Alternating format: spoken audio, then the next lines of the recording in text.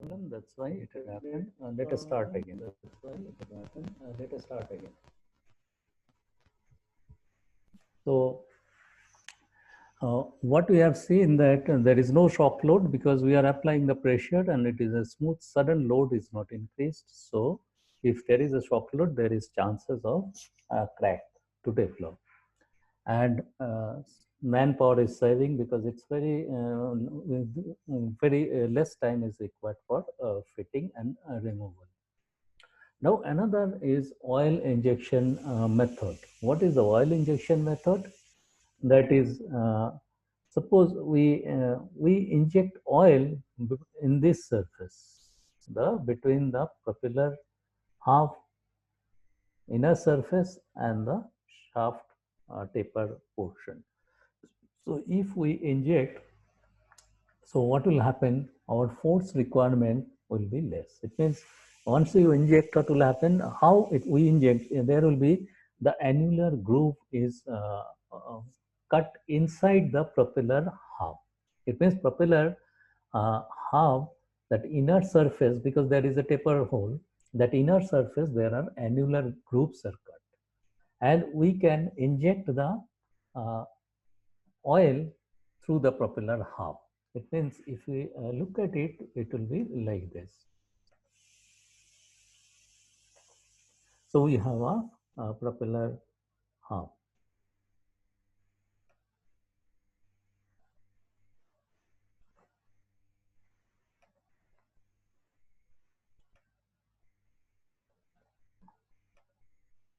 So we have a half, and this is the shaft.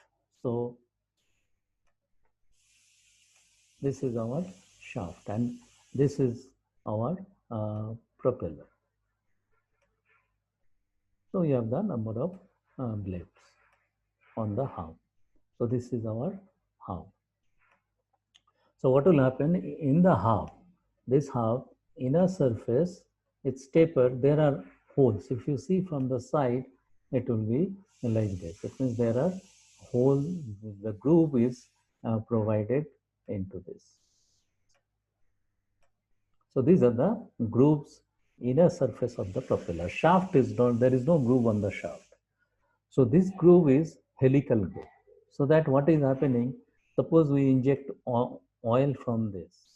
So inject from the half between the two blade. There will be a space through which we inject oil.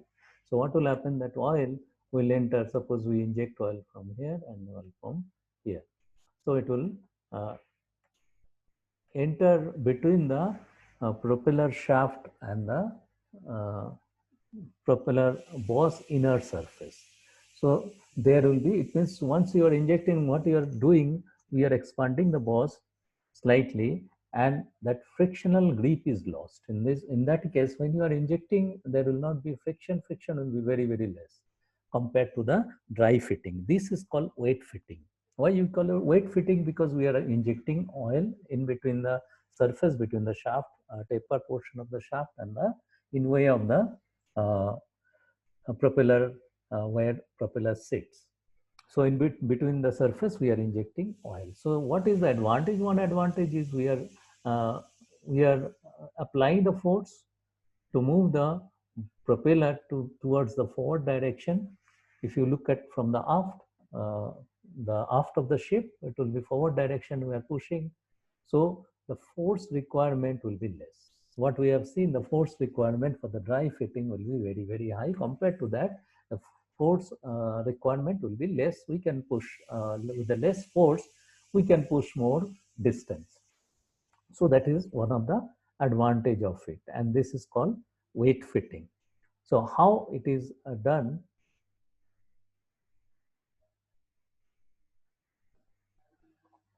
So this is the advantage. It means force. It means hydraulic nut we use. It is and the pressure it can be. It means the, if you see the tons means the force. It's the 1,000 even 3,000 up to force we can use to fit the propeller.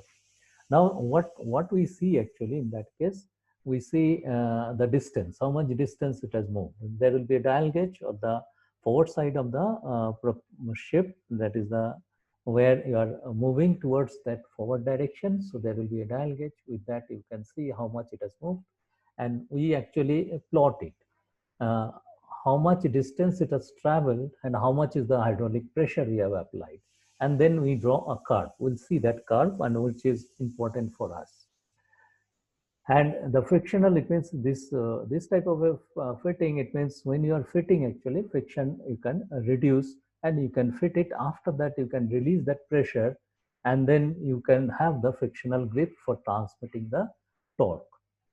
It means we can, the friction, what we are doing actually, we are lubricating the surface between the inner surface of the propeller hub and the uh, propeller tail shaft. So the frictional grip is, which means reduced when you are applying the force. And after that, we release it. Let us see this. These are the helical grooves. These grooves are not on the shaft.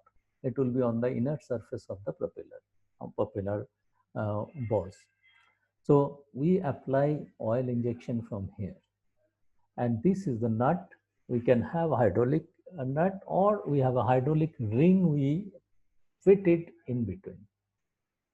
So what will happen, how it is done, this is the propeller hub. So you have a hydraulic ring. This is the hydraulic ring. So in hydraulic ring, what is there? There is a ring here,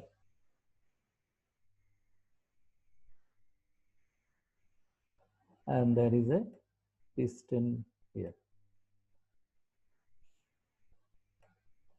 So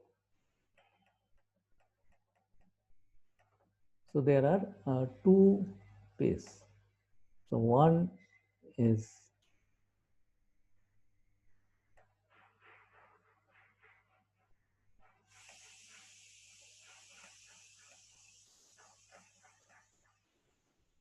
if you see this ring, hydraulic ring, it is like this.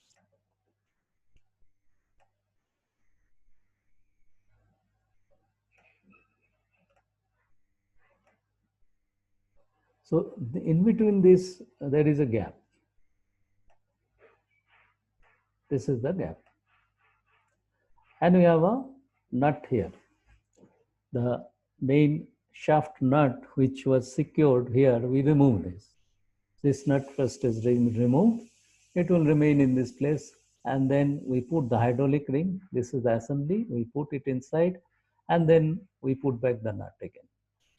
Now, what we have done, we have fitted first in place the propeller. After that, this for assembly, what we do, we put the ring and then we put the nut. So hydraulic ring is in between the propeller hub and the nut. This hydraulic ring we put. And this side we put a dial gauge. So that we need to know how much it has traveled.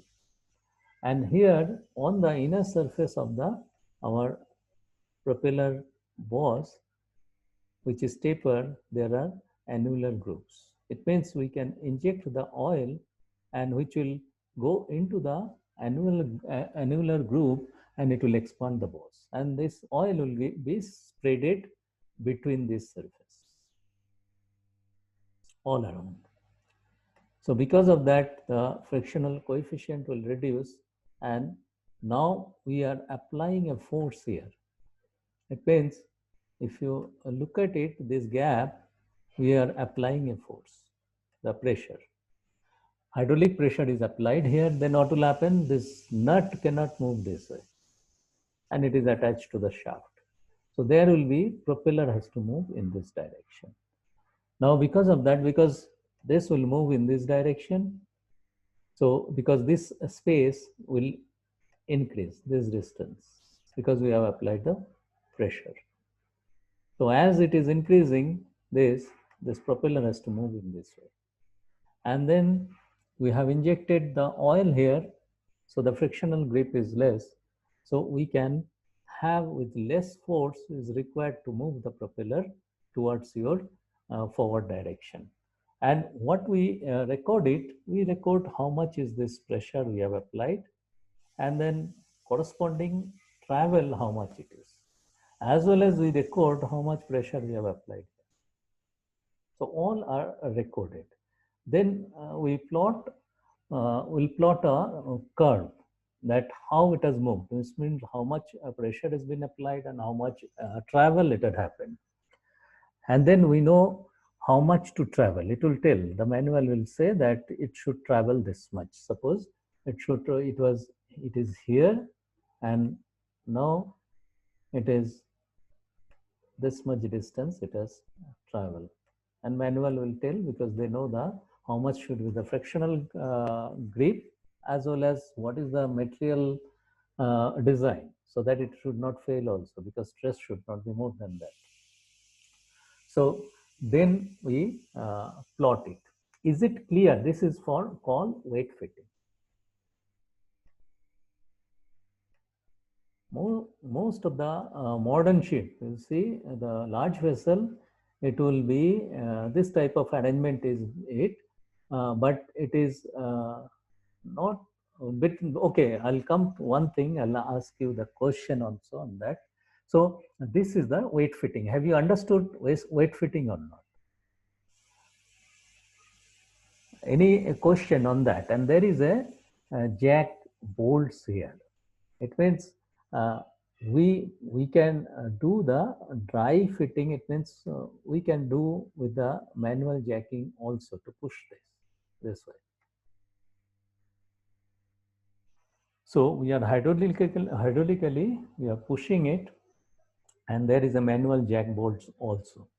So is it clear, everybody, how the propeller? It means when you first you align the propeller, put it inside, and you once it is aligned, after that you put the hydraulic ring, then the nut, and then you apply first you apply this pressure for the weight fitting, and then you apply this force in this direction, and the propeller will move towards your right. And we know how much distance to move. It will move that distance. After that, what we do, we release this pressure. Once we release this pressure, then all the oil will get drained out. It will have a frictional grip, and once we have the frictional grip, then we release this pressure. We keep it for around half an hour. And when you have released this, we must monitor this, whether it has moved in this direction or not. This reading will tell us that it has slipped towards because you have released this pressure. And it should maintain this distance. It means if it has slipped and it is less than this distance, your grip is not correct. You'll have to do again, and we'll have to drain this more time. It means if it is kept at 20 minutes, then you'll have to give half an hour, or if you have kept it half an hour, you have seen a slippage, then you'll have to keep it slightly more time. But usually it is around half an hour it get drained, because there will be it is trying to come to the original shape and size. So what will happen? This will get squeezed out. All the oil in between that will come out, and it will have a frictional grip on this surface, but this distance has to maintain. So once this distance is maintaining, you know that this grip it has got the grip. So there is no, it is not slipping, and slipping will happen because of this oil, because of the oil, frictional coefficient is reduced. That is the reason. Any question? Have you understood, all of you? Now now let us see. So this the description is same. That is the oil under pressure we allow, we inject in the annular group, and then what it does, the less force to move the propeller, you require less forces, and the coefficient now, this is the Now, if we have injected oil, we are having the less force, we can move it, but there is some problem. Let me go to that, and then I'll. So another thing, when we are assembling, that time we need to see the temperature. So the temperature of that moment, what is the half temperature, propeller half temperature and the shaft temperature, that is important to us. It means that temperature will decide how much will be the axial pull-up length. If the temperature is 30 degrees, so we can get the axial pull-up length distance will give on the horizontal axis. So it will be like, for an example, it is any value, let us take. So suppose 25 degree we have. So it will be here and here. So this is the maximum pull, and this is the minimum pull. It means we'll have to be in between. So we can find out what is the